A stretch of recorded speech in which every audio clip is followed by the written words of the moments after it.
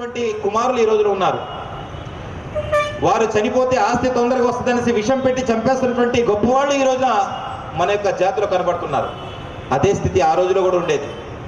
ముహమ్మద్ సల్లల్లాహు అలైహి వసల్లం అన్నారు, మీరు ఎన్ని నమాజులు చేసినా, దైవాన్ని ఎంత ఆరాధించినా, ఆయనకి ఎంత దాసులుగా మెరిగినా, ఖురాన్లో అనేక సందర్భాల్లో దేవుడి యొక్క హక్కుతో పాటు వెంటనే తల్లిదండ్రుల హక్కులు చెప్పడం జరిగింది. అదే విషయాన్ని ప్రవక్త సల్లల్లాహు అలైహి వసల్లం అన్నారు, మీ తల్లిదండ్రులే మీకు స్వర్గం, మీ తల్లిదండ్రులే మీకు నరకం అన్నారు ఆయన.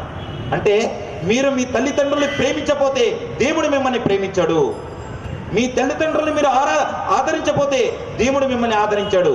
కనుక తల్లిదండ్రులను ఎవరైతే గౌరవిస్తారో, తల్లిదండ్రులను ఎవరైతే ప్రేమిస్తాడో వాడే సృష్టికర్త అయినటువంటి దేవుడి దృష్టిలో నిజమైన విశ్వాసి, నిజమైన మోమిన్ అనేటువంటి సందేశాన్ని ఇచ్చారు. ఒక వ్యక్తి వచ్చాడు, అయ్యా నేను నా తల్లి హక్కుల్ని ఎంతగానో నెరవేరుస్తున్నాను, నా తల్లి ముసలిదైపోతే నేను ఆమెని పోషిస్తున్నాను, ఇంకా ఆమెకు చిన్న కోరిక కలిగింది, ఆమె యొక్క మక్కా వచ్చి ఈ యొక్క హజ్ చేయాలనుకుంటుంది అనుకున్నప్పుడు నేను ఆమెను నా యొక్క భుజాల మీద ఎత్తుకొని ఈ మక్కా యొక్క ప్రదక్షిణం చేయించాను, ఇక్కడ మొత్తం ఇక్కడ ఉన్నటువంటి క్రతువులన్నీ కూడా నెరవేర్చాను, నా తల్లిని ప్రేమగా చూసుకుంటున్నాను, నా తల్లి హక్కు పూర్తయిపోతే ఆ ప్రవక్త అని వచ్చి ఆనందంగా అడిగాడు. దానికి ముహమ్మద్ సల్లల్లాహు అలైహి వసల్లం ఏమన్నారంటే, నీ తల్లి నిన్ను జన్మనిచ్చే సందర్భంలో వచ్చినటువంటి పురిటి నొప్పులు ఏవైతే ఉన్నాయో ఆ నొప్పుల్లో ఒక పురిటి నొప్పి యొక్క హక్కుని కూడా నువ్వు నెరవేర్చలేకపోయావు. నీ తల్లి బ్రతికున్నంత సేపు ఆమెను సేవ చేస్తేనే నీవు గొప్పవాడిగా ఉంటావు, లేకపోతే వినాశనం అయిపోతావు అని చెప్పడం జరిగింది. సోదరులారా, మరో విషయం ప్రవక్త ముహమ్మద్ సల్లల్లాహు అలైహి వసల్లం దగ్గరికి వచ్చింది. ఒక యువకుడు వచ్చాడు, ప్రవక్త ముహమ్మద్ సల్లల్లాహు అలైహి వసల్లం, నేను సంపాదిస్తున్నాను, నా సంపాదన కుటుంబం అంతానికి సరిపోవట్లేదు, నా తండ్రి మొదటిగా తినేస్తున్నారు, ముందు తినేస్తున్నారు, ఒక సందర్భంలో నాకేమీ మిగలడం లేదు ప్రవక్త అన్నారు. ముహమ్మద్ సల్లల్లాహు అలైహి వసల్లం ఆ తండ్రి దగ్గరికి వెళ్ళారు, పిలిపించారు, మాట్లాడారు. ఆ తండ్రి ఏమన్నారంటే, ప్రవక్త నిజమే, నా కుమారుడు చెప్పింది, కుమారుడు సంపాదించిన తర్వాత ముందుగా నేను తింటున్నాను, ఒక సందర్భంలో వాడికి కూడా మిగలడం లేదు, నేనేం చేయను ప్రవక్త, నేను ఒక సందర్భంలో బలవంతుడిగా ఉండేవాడిని, యవ్వనంలో ఉండేవాడిని, వీడు బలహీనుడిగా ఉండేవాడు, నడిచేవాడు కాదు, వీడిని ఎత్తుకొని వెళ్ళాల్సిన అవసరం వచ్చేది, వీడు మాట్లాడేవాడు కాదు, ప్రేమతో దగ్గర చేయాల్సిన అవసరం వచ్చేది. ఆ సందర్భంలో కూడా నేను సంపాదించినప్పుడు నా యొక్క సంపాదన చాలా తక్కువగా ఉండేది, అప్పుడు అనేక సందర్భాల్లో వీడికి పెట్టి నేను నా భార్య పస్తులు ఉండిపోయాం ప్రవక్త, ఇప్పుడా నేను ముసలివాడిని అయిపోయాను, కష్టపడే పరిస్థితి నాలో లేదు, కష్టపడే శక్తి నాలో లేదు, నేను నా యొక్క కుమారుడి యొక్క డబ్బును ధనాన్ని తినడానికి అర్హున్నా కాదా అని అడిగారు. సోదరులారా, మనం ఒకసారి ఆత్మపరిశీలన చేసుకోవాలి. ఎవరైనా సరే, నేను కానీ మీరు కానీ ఎవరైనా సరే, మన తల్లిదండ్రుల హక్కుల్ని ఎంత నెరవేరుస్తున్నాం? ముహమ్మద్ సల్లల్లాహు అలైహి వసల్లం అన్నారు, ఏం తీర్పు చేశారంటే, ఓ యవ్వనస్తున్నటువంటి కుమారా, నీ తండ్రి తినగా మిగిలితే నువ్వు తిను, లేకపోతే లేదు అని చెప్పడం జరిగింది. ఆ వ్యక్తి మరో సందర్భంలో కలిశాడు కొన్నాళ్ళ తర్వాత, ప్రవక్త నా సృష్టికర్త అయిన దైవం నాకు ఎంత ప్రసాదించాడంటే నన్ను ధనవంతుడిగా చేశాడు. ముహమ్మద్ సల్లల్లాహు అలైహి వసల్లం అడిగారు, ఏం జరిగిందని అడిగారు. దానికి ఆయన ఏమన్నారంటే, ఆ వ్యక్తి ఏమన్నారంటే, ప్రవక్త మీరు చెప్పిన ప్రకారము నేను ముందుగా ఆయన్ని తినిపిస్తున్నాను, ఆ తర్వాత మిగిలితే నేను తింటున్నాను, కొన్ని రోజుల తర్వాత ఈ స్థితి మారిపోయింది అన్నారు. మంచి స్థితి ఇచ్చేశాడు.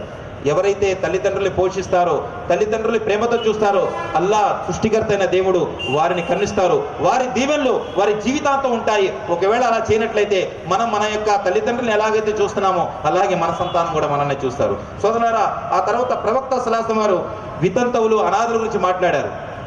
ఈ రోజుల్లో ఎలాగైతే శుభకార్యాల్లో వితంతువులు వస్తే అపశుభం జరుగుతుందనేసి, అనాథులు వస్తే వాళ్ళని తీసుకురాకూడదు, చులకన భావంతో చూసేటువంటి సమాజం ఆ రోజు కూడా ఉండేది.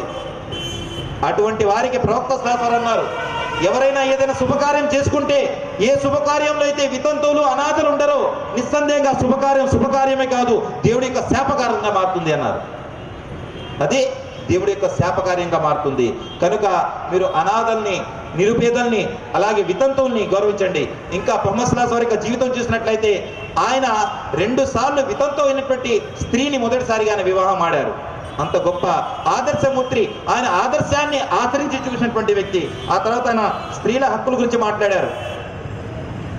స్త్రీలకు హక్కులు చాలా చట్టాలు వచ్చినాయి, వస్తున్నాయి, రావాలి కూడా, మార్పు రావాలి. కానీ ముహమ్మద్ సల్లల్లాహు అలైహి వసల్లం ఇచ్చినటువంటి ఒక విధానం కూడా మీరు ఒకసారి ఆలోచించండి. ఇది మనకు సమాజానికి పనికొస్తుందా లేదంటే విషయాన్ని ఆలోచించండి. ముహమ్మద్ సల్లల్లాహు అలైహి వసల్లం అన్నారు, ఏ ఇంట్లోనైతే స్త్రీ గౌరవించబడుతుందో ఆ ఇల్లు స్వర్గమనంగా ఉంటుంది. ఏ ఇంట్లోనైతే స్త్రీ హింసించబడుతుందో ఆ ఇల్లు వినాశనం అయిపోతుందని చెప్పడం జరిగింది.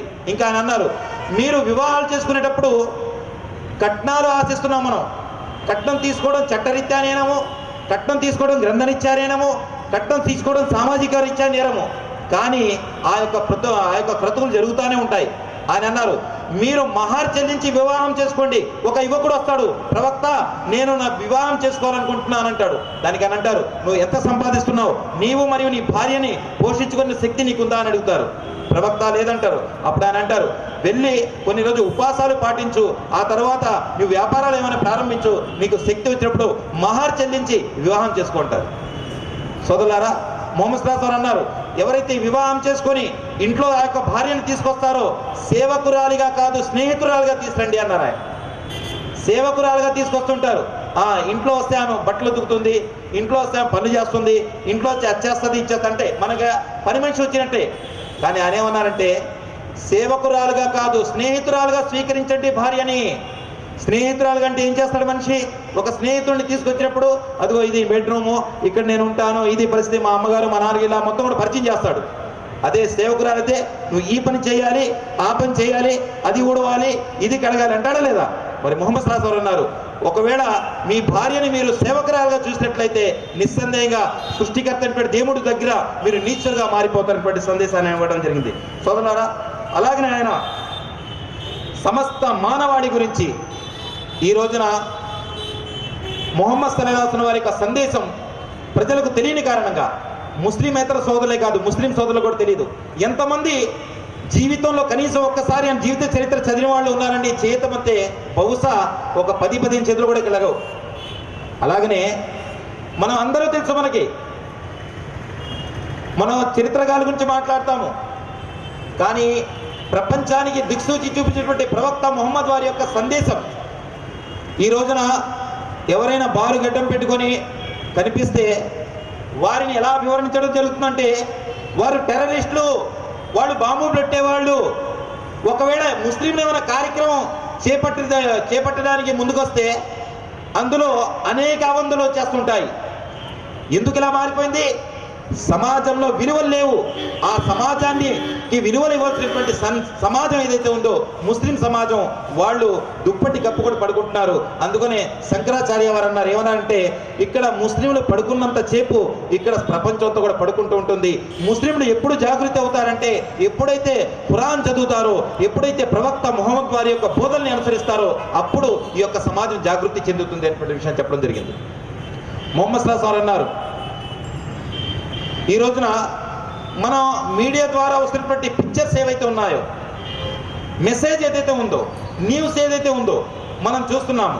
అక్కడ చూసినప్పుడు అక్కడ బాంబు పెట్టేశారండి, అక్కడ ప్రజలను చంపేశారండి, అక్కడ వాళ్ళని కాల్ చేశారండి, ఇక్కడ వీళ్ళని కాల్ చేశారండి, అంతే. న్యూస్ కనబడితే ఆ తర్వాత మళ్ళీ కనుమరుగైపోద్ది. కానీ మేము హృదయాంతరాళ్లతో హృదయపూర్వకంగా ప్రభుత్వాలను కోరేది ఏంటంటే, ఒకవేళ అటువంటి చర్యలకు ఎవరైనా పాల్పడుతున్నట్లయితే చేస్తున్నది ఎవరు, ఎందుకు చేస్తున్నారు, అసలు వారు ముస్లింలా కాదా, వారి యొక్క రూపాన్ని బట్టి మీరు గుర్తిస్తున్నారా, అసలు ముస్లింలా కాదా, ముస్లిం అయితే ఒకవేళ చేస్తాడా లేదా, చేస్తే ఎందుకు చేస్తాడు, ఇవన్నీ కూడా మీడియా ముందు వారి ద్వారా ప్రెస్ మీట్ పెట్టి వారి ముందు బహిర్గతం చేయించాలి. ఒకవేళ వాళ్ళు తెలియజేస్తున్నట్లయితే వాళ్ళు ముస్లింలు కాలేరు. ముస్లిం కుటుంబంలో పుట్టినంత మాత్రాన ఒక వ్యక్తి ముస్లిం కాలేడు. ముస్లిం అంటే సృష్టికర్త అయిన దేవుడు ఒక్కడిని నమ్మేవాడు, సమస్త మానవాళి అని తన యొక్క సోదరులుగా భావించేవాడు, పరలోకానికి భయపడేవాడు, నేను ఇక్కడ ఏమైనా చేస్తే దేవుడు నన్ను ప్రశ్నిస్తానటువంటి భావం కలిగినటువంటి వాడు. అందుకనే ప్రవక్త ముహమ్మద్ సల్లల్లాహు అలైహి వసల్లం వారు ఇలా సందేశం ఇచ్చారు. ఆయన మీద వచ్చినటువంటి ఖురాన్ గ్రంథం, మానవులారా మీరు మానవ హక్కుల్ని నెరవేర్చండి, వారిని దయ చూపండి. ఖురాన్ తెలియజేస్తుంది, ఒక మానవుణ్ణి అన్యాయంగా చంపిన వాడు సమస్త మానవాళిని చంపడంతో సమానము. ఖతలన్ నాసి జమియా, సమస్త మానవాళిని హతమార్చడంతో సమానము. ఈ సందేశం ఖురాన్ ఇస్తున్నప్పుడు ఖురాన్ని నమ్మేవాడు ఎవరైనా సరే ఇటువంటి పని చేస్తే వాడు ముస్లిం అవుతాడా? ముస్లిం కాలేడు. ఈరోజు టెర్రరిస్టులు ఉన్నారు, నక్సలైట్స్ ఉన్నారు, వారిలో రవి ఉన్నాడు, కిరణ్ ఉన్నాడు, ప్రకాష్ ఉన్నాడు. వారిని మనం నక్సలైట్లుగానే చూస్తున్నాము. వారి ఏ కులానికి ఏ మతానికి సంబంధం కల్పించడం లేదు. అలాగనే ఎవరైనా సరే అటువంటి పనులు చేసినట్లయితే నిస్సందేహంగా వారిని శిక్షించాలి. కానీ వారికి ధర్మానికి సంబంధం లేదు. ఒకవేళ వారు ఖురాన్ని అర్థం చేసుకున్నట్లయితే జీవితంలో ఎప్పుడు కూడాను వేరే వారి యొక్క హక్కుల్ని నెరవేరుస్తారే కానీ వారి యొక్క హక్కుల్ని కాలరాయరు. వారిని ఎట్టి పరిస్థితుల్లో చిన్న యొక్క వారికి ద్రోహం చేసేటువంటి ప్రయత్నం కూడా వాళ్ళు చేయరు. దాన్ని ఉద్దేశిస్తూ ప్రభుత్వ శాస్త్రాలు ఏమన్నారంటే, ఒకరికి ప్రాణం పోసే శక్తి మీకు లేనప్పుడు వేరే వారి యొక్క ప్రాణం తీసే అధికారం కూడా మీకు లేదన్నారు ప్రభుత్వ శాస్త్రం. ఒక వ్యక్తిని మీరు ప్రాణం పోయలేరు, బ్రతికించలేరు. అటువంటి శక్తి మీకు లేనప్పుడు వేరే వారిని చంపేటువంటి అధికారం మీకు లేదని చెప్పడం జరిగింది. సోదరులారా, ఖురాన్ తెలియజేస్తుంది, మంచి కార్యాల్లో మీరు అందరితో సహకరించండి. మంచి పని ఎవరైనా చేస్తున్నారు, మంచి కార్యాల్లో అందరితో సహకరించండి. కానీ చెడు కార్యాలు ఎవరైనా చేస్తున్నట్లయితే మీ సొంత సోదరుడు చేసినా సరే దానికి సహకరించకండి అనేటువంటి సందేశాన్ని ఖురాన్ ఇస్తుంది. ప్రవక్త ముహమ్మద్ సల్లల్లాహు అలైహి వసల్లం అన్నారు, ఒక సందర్భంలో ముహమ్మద్ సల్లల్లాహు అలైహి వసల్లం దగ్గరికి కొంతమంది వచ్చి, ప్రవక్త మాకు సత్యధర్మం బోధించడానికి కొంతమంది బోధకుల్ని పంపించమంటారు. ఆయన పంపిస్తారు. పంపించినప్పుడు అక్కడ వెళ్ళేటువంటి వాళ్ళు ఎవరంటే శత్రువర్గానికి చెందినటువంటి వాళ్ళు. వారు వీళ్ళందరినీ చంపేస్తారు. చంపేస్తే ఒక వ్యక్తి అక్కడి నుంచి పారిపోయి వస్తూ ఉంటాడు. వస్తున్నప్పుడు ఎవరైతే వాళ్ళని చంపేశారో ఆ జాతికి సంబంధించినటువంటి కొంతమంది కనబడతారు. వాళ్ళు ఇద్దరిని, ఆ వ్యక్తి తను తప్పించుకొని వచ్చి దారిలో ఆ ఇద్దరిని చంపేస్తాడు. వచ్చేసి జరిగిన ప్రస్తావన అంతా కూడాను ప్రవక్త ముహమ్మద్ వారి మీద ఉంచుతాడు. ప్రవక్త, మీరు మమ్మల్ని బోధించమని పంపించారు, వాళ్ళు మా యొక్క సోదరులందరినీ చంపేశారు, నేను అతి కష్టం మీద తప్పించుకొని నేను వచ్చాను. వస్తున్నప్పుడు దానిలో ఆ జాతికి చెందినటువంటి వాళ్ళు ఇద్దరు కనిపించారు, నేను వాళ్ళని చంపేశాను అనేటువంటి విషయం చెప్పినప్పుడు ప్రవక్త సల్లల్లాహు అలైహి వసల్లం ఏమంటారంటే, శబాష్ అనలేదు ఆయన. ఏమన్నారు తెలుసా? వాళ్ళు చేసింది తప్పు, ఆ తప్పు నీవెందుకు చేసావన్నారు ఆయన. వాళ్ళు చేసింది తప్పే, కానీ ఎవరో తప్పు చేసి ఎవరో వాళ్ళ ప్రాణం తీసినప్పుడు నీవు వాళ్ళని ఎదుర్కోవడం వేరే విషయం. వాళ్ళు వేరే వారిని నువ్వు చెప్పడం ఏదైతే ఉందో, నువ్వు ఒకవేళ వారి దగ్గరికి వెళ్ళి వారి యొక్క పెద్దవాళ్ళ దగ్గరికి వెళ్ళి నువ్వు పరిహారం చెల్లించినట్లయితే నువ్వు పరలోకంలో నిస్సందేహంగా నరకానికి వెళ్తావు అనే విషయాన్ని చెప్పడం జరిగింది. సోదరులారా, ఆయన అనుచరగణం ఏదైతే ఉందో వారందరికీ కూడా ఇచ్చిన సందేశం ఏంటంటే ప్రజల హక్కుల్ని నెరవేర్చండి అనేటువంటి సందేశాన్ని ఆయన ఇచ్చారు. కానీ ఎక్కడ కూడాను ఆయన ప్రజల హక్కుల్ని కొల్లగొట్టండి అని చెప్పలేదు. ఇంకా ఆయన అన్నారు, ఎవరి మాటల వల్ల ఎవరి చేతల వల్ల ఎదటి వారికి కష్టం కలుగుతుందో అతను ముస్లిం కాలేడు అని చెప్పడం జరిగింది. ఎవరి మాటల వల్ల ఎవరి చేతల వల్ల ఎదటి వారికి కష్టం కలుగుతుందో అతను విశ్వాసి కాజాలడు, అతను ముస్లిం కాలేడు. ఆయన ఎట్టి పరిస్థితిలో కాలేడు. అతను ఉర్దూ మాట్లాడినా, అరబీ మాట్లాడినా, ఫార్సీ మాట్లాడినా, ప్రపంచంలో ఏ భాష మాట్లాడినా, ఎవరి కుటుంబంలో జన్మించినా, ఆయన ఎవరికి జన్మించినా సరే అతను ముస్లిం కాలేడు. ముస్లిం అంటే గుణవాచమే కానీ అక్కడ కులాలు మతానికి సంబంధం లేదు. కారణం ఏంటంటే ఒక వ్యక్తి పేరు ప్రకాష్, ఒక వ్యక్తి పేరు డేవిడ్, ఒక వ్యక్తి పేరు డానియల్, ఒక వ్యక్తి పేరు రవి, ఒక వ్యక్తి పేరు శంకర్. అతను సృష్టికర్త ఒక్కడిని నమ్ముతున్నాడు, పరలోకం ఉందని నమ్ముతున్నాడు, దైవానికి భయపడి జీవితం గడుపుతున్నాడు, సమస్త ప్రవక్తల్ని నమ్ముతున్నాడు, వారిని అనుసరిస్తున్నాడు, అంతిమ దైవ ప్రవక్తను అనుసరిస్తున్నాడు. అతన్ని అరబీ పరిభాషలో ముస్లిం అని పిలుస్తారు. ముస్లిం అంటే దైవ విధేయుడు. దైవ విధేయుడు ఎలా ఉంటాడు? దేవుడు ఏదైతే కోరుకున్నాడో ఆ పనులనే చేస్తాడు. దేవుడు మనుషుల్ని చంపేయమంటాడా? దేవుడు మనుషుల్ని నాశనం చేసేయమంటాడా? దేవుడు మనుషుల్ని యొక్క హక్కుల్ని కాలరాయమంటాడా? దేవుడు ప్రపంచంలో మానవులందరూ కూడా సుఖ సంతోషాలతో జీవితం గడపాలి అని కోరుకునేవాడు సృష్టికర్త. ఆ యొక్క కోరిక ప్రకారం జీవితం గడిపేవాడు మాత్రమే ముస్లిం. కానీ దానికి వ్యతిరేకంగా గడిపేటువంటి వాడు ఎంత మాత్రం ముస్లిం కాలేడు. అయితే ఇక రెండు విషయాలు జరుగుతున్నాయి. ఒకటి, చరిత్ర వక్రీకరించడం జరుగుతుంది. రెండో విషయం ఏదైతే ఉందో, ఈ రోజున ఎవరో చేసినటువంటి తప్పులకి వారిని ప్రత్యేకంగా ముస్లిం సమాజం అంతటి కూడాను బాధ్యత చేయడం జరుగుతుంది. కానీ ముహమ్మద్ సల్లల్లాహు అలైహి వసల్లం అన్నారు, మీరు ఒకవేళ ఎక్కడైనా సరే చెడు జరుగుతున్నట్లయితే మీరు మీ యొక్క చేత్తో ఆపండి, లేదా మీరు నోటితో చెప్పండి, మీరు మనసుతో బాధపడండి. కనీసం మీ యొక్క స్థితి ఉన్నట్లయితే ఈ రోజున మనం ఈ పని చేయట్లేదు. కనుక ఏంటంటే ఈ రోజున ప్రజలు మనల్ని హింసిస్తున్నారు. ప్రజల దృష్టిలో ఈ రోజున విలువలన్నీ కూడా అణగారిపోయినాయి. సోదరులారా, కనుకనే ముహమ్మద్ సల్లల్లాహు అలైహి వసల్లం ఇచ్చినటువంటి సందేశం ఏదైతే ఉందో ఆయన మరో విషయం తెలియజేశారు. తోటి మానవుడి పట్ల దయ చూపిన వాడిపైనే సృష్టికర్త అయినటువంటి దేవుడు దయ చూపుతాడు. తోటి మానవుడి పట్ల దయ చూపిన వాడిపైనే సృష్టికర్త అయిన దేవుడు దయ చూపుతాడు. ఆయన ఇచ్చిన ధర్మ విధానం ఎటువంటిదంటే, మీరు రోడ్డు మీద నడిచి వెళ్ళిపోతున్నాడు, అక్కడ ఏ రాయో ఏ ముల్లో లేక ఏదో ఒక పదార్థం పడి ఉంది. మీరు వెళ్తూ వెళ్తూ ఆ యొక్క అడ్డంగా ఉన్నటువంటి వస్తువుని పక్కకు జరపడం కూడాను సత్కార్యం అని చెప్పడం జరిగింది. కారణం ఏంటంటే సమాజం ఏదైతే ఉందో సమాజం యొక్క శ్రేయస్సు కోడేవారు ముస్లిం అన్నాడు.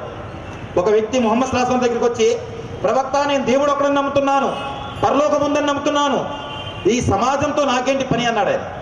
అప్పుడు ఆయన సల్లల్లాహు అలైహి వసల్లం వారు ఒక చక్కటి ఉదాహరణ ఇచ్చారు. ఏమన్నారంటే, నువ్వు ఈ ఉదయాన్నే ఏమైనా తిన్నావా అని అడిగారు. ఆహారం భుజించావా అని అడిగారు. ప్రవక్త, నేను రొట్టె తిన్నాను ప్రవక్త అని అడిగాడు. చెప్పారు ఆయన. అప్పుడు ఆయన అన్నారు, ఆ యొక్క పదార్థాలను నువ్వు పండించుకున్నావా అని అడిగారు. లేదు ప్రవక్త. పోనీ ఆ యొక్క పంటను నువ్వు కోసావా అని అడిగారు. లేదు ప్రవక్త. ఆ యొక్క పదార్థాన్ని నువ్వు మిల్లో ఆడించావా అని అడిగారు. లేదు ప్రవక్త. ముహమ్మద్ సల్లల్లాహు అలైహి వసల్లం అంటారు, నువ్వు వస్త్రాలు వేసుకున్నావు కదా, ఈ వస్త్రాన్ని నువ్వు అల్లుకున్నావా అని అడిగారు ఆయన. లేదు ప్రవక్త, నేను అల్లుకోలేదు దీన్ని. అల్లేవాడు అన్నాడు. ఆ తర్వాత నేను కొనుక్కున్నా, తొడిగాను. ఆ తర్వాత ఆయన చెప్పుల గురించి అడిగారు. నువ్వు కాళ్ళలో చెప్పులు వేసుకున్నావు కదా, ఈ చెప్పుల్ని నువ్వు తయారు చేసుకున్నావా, నువ్వు కుట్టుకున్నావా అని అడిగారు ఆయన. లేదు ప్రవక్త, నేను తయారు చేసుకోలేదు, నేను కుట్టుకోలేదు అన్నారు.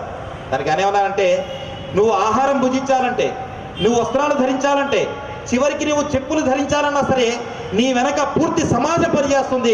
కనుక సమాజ శ్రేయస్సే నీ శ్రేయస్సు. సమాజాన్ని ప్రేమించిన వాడినే దేవుడు ప్రేమిస్తాడు. ఒకవేళ సమాజంతో నీకు పని లేనట్లయితే అడవుల్లో వెళ్ళిపోవాలి, కానీ సమాజంలో ఉండే అధికారం నీకు లేదన్నాడు. సోదరులారా, కనుకనే ఒక వ్యక్తికి ప్రేమతో మాట్లాడడం కూడా సత్కార్యం అన్నారు ప్రవక్త సల్లల్లాహు అలైహి వసల్లం. ఒక వ్యక్తికి భోజనం పెట్టడం కూడా సత్కార్యం అన్నారు. మొన్న చెన్నైలో వరదలు వచ్చినప్పుడు అక్కడ రమారమి 200 మసీదుల్లో కుల మతాలకు అతీతంగా అందరికీ ఆహారం ఏర్పాటు చేశారు. అక్కడ వాళ్ళు ఆ మసీదులో పడుకునే ఏర్పాటు చేశారు.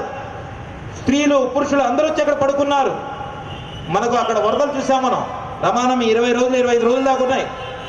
మరి ఆ న్యూస్ని ఎక్కడ కూడా మీడియా హైలైట్ చేయలేదు. చేస్తే ముస్లింలు మంచి పని చేస్తున్నటువంటి విషయం ప్రజలు తెలుస్తుంది అనేసి ఈ పక్షపాతం ఉండకూడదు. సత్యం ఎప్పుడు వచ్చినా సరే మంచి ఎవరు చేసినా దాన్ని హైలైట్ చేయాలి. దానివల్ల ఏమైంది, ఇక్కడ ఉన్నటువంటి ముస్లింలో కూడా ఒక ఆలోచన బయలుదేరింది. ఇటువంటి వైపరీత్యాలు వచ్చినప్పుడు మేము కూడాను ఇటువంటి కార్యాలు చేయాలి. సోదరులారా, ప్రవక్త సల్లల్లాహు అలైహి వసల్లం వారి కాలంలో మస్జిదే నబవీలో క్రైస్తవ సోదరులు, హైందవ సోదరు, అక్కడ ఉన్నటువంటి వేరే యూద సోదరులు వచ్చి వాళ్ళు ప్రవక్త సల్లల్లాహు అలైహి వసల్లంతో మాట్లాడినప్పుడు, అయితే వాళ్ళు కూడా అసలు సృష్టికర్తను ఆరాధించేవాళ్ళు. వారి ఆరాధన సమయం అయిపోయినప్పుడు వారు, ప్రవక్త, మేము ఆరాధించాలి, ఆ సృష్టికర్తని అల్లాహ్ను ఆరాధించాలి. కాస్త వారు ఆరాధించే పద్ధతి వేరుగా ఉండేది, వీళ్ళు ఆరాధించే పద్ధతి వేరుగా ఉండేది. మేము ఎక్కడ ఆరాధించాలన్నప్పుడు అక్కడ జరుగుతుంది, డిస్కషన్ జరుగుతుంది. అప్పుడు ప్రవక్త సల్లల్లాహు అలైహి వసల్లం అన్నారు, ఎక్కడ ఉందుకు దైవ గృహం లేదా? ఈ దైవ గృహం ఎవరిది? అల్లాహ్ గృహం. ఇది ఎవరిది? దేవుడు ఒక్కడని ఎవరైతే విశ్వసిస్తారో వారెవరైనా వచ్చి ఇక్కడ ప్రార్థన చేయొచ్చు, మీరు మీ ప్రార్థన చేసుకోండి అని చెప్పడం జరిగింది. అల్లాహు అక్బర్ అని ఎంత గొప్ప విశాల దృక్పథం ఇచ్చారో చూడండి ఆయన. సోదరులారా,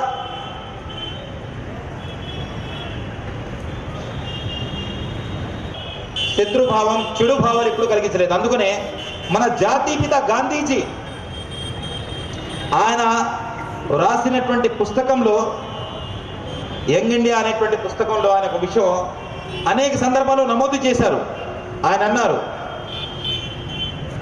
ప్రవక్త ముహమ్మద్ సల్లల్లాహు అలైహి వసల్లం వారి యొక్క జీవితాన్ని బహుశా నేను చదివినట్టు చాలా తక్కువ మంది చదివి ఉంటారు అని అన్నారు.